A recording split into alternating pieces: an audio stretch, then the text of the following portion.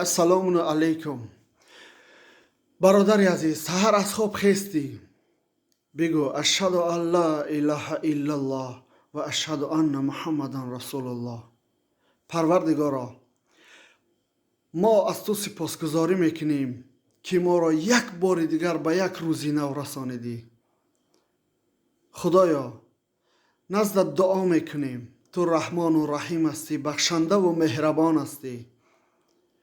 خدایا، ما را از بلای زمین و آسمانی نگه دار، ما را با راه راست هدایت بفرما.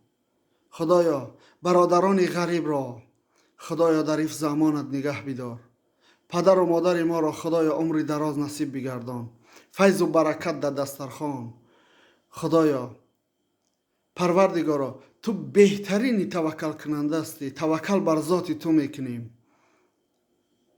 خدایا هیچ وقت ما را ناامید نگردان. پروردگارا، هر روزی ما را یک روز خوب و در رحمتت را کشاده بگردان. سلام علیکم و رحمت الله و برکاته.